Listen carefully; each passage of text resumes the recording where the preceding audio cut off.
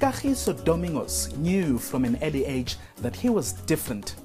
As a teenager, when his friends were clubbing and attending parties, he was working hard on something new. It paid off. 6 years later, believe it or not, he generates his own electricity using cheap and unconventional methods. We traveled to Rustenburg in the northwest to see for ourselves.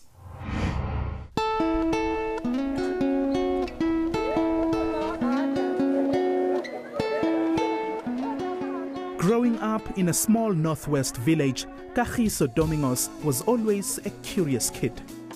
His first love, electronics. While most kids were outside playing, he would sit inside for hours trying to figure how things worked.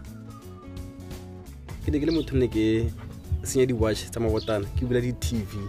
Ke batla bona gore watch ga ya go wa ya go re tu e sa e kafa wa tla go so ke tlhamola ditshwanelo tseo ene ne ke sha itlo go gae wa bona ke kgalimela gore ke a senya ma ga ke ka fetsa ke re ke a utlwela. In later years, he would experiment by mixing components like maize meal, sorghum and acid. One of his strange combinations surprised him when it generated a small electrical shock. So no ka ba bontsha go gae kwa go ke diretse motla ka skefa ka tsala go sekolong ka isa go sense expo then ke tlhoro ke ba makala se ke se rileng. This encouraged Kagiso to go further. He was determined to create something unique. After many long hours and plenty sleepless nights, Kagiso eventually came up with a complex electrical box that works as a mini substation. Unbelievably, he had begun to generate his own electricity. The main component dealing with magnets. So the main components if I go in a generator electricity, it can be 220 to 218 volts. And then for the battery gets into battery which is 12 volts. Even I can 12 battery it's more than 12 can about 24 volts, it's a little bit. Still have some so battery if battery if the magnets matter how the create the energy go friction save then generator. With the battery lasting for only 2 weeks, Kagiso inserted a car alternator that helps recharge it when it's low. Now, at the age of 25 and having taken an electrical engineering course, he tests his invention by providing this local household with power, with permission from local authorities, of course.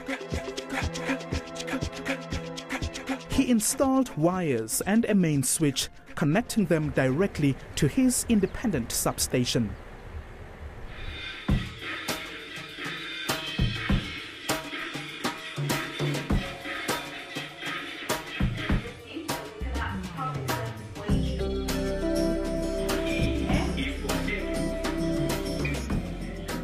Ne ke tsuba ka dikerese mara ona no ba ke sa tsuba ka kerese okay unto see the blend Kagiso nen maneng a shota tendenze ke na le hore ke mo fe sengwenyana ora re ke ka hore o irela nna.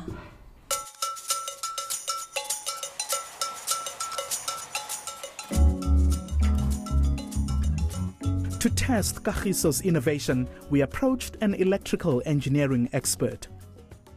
He's used what he's observed and what he's seen. It just demonstrates that he's observant. He's seen what exists and he's put something together by trial and error. I would say it's not an invention. It is an accumulation of existing equipment that's put together maybe in a clever way that produces electricity in a very efficient way. It's all done in a very simplistic sort of way. For now, Kagiso is putting his out-of-the-box thinking into practice.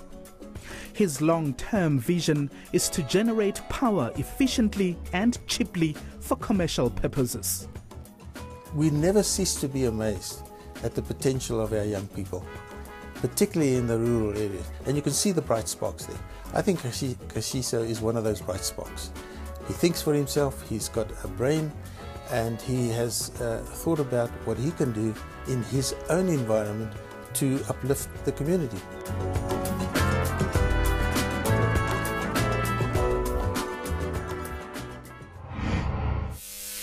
It is incredible to see what ordinary South Africans can do. I think Kagiso's story really shows us that this country has a wealth of talent. Thanks for watching. Let's do this again next week. My name is Mphola Gaje. Cheers.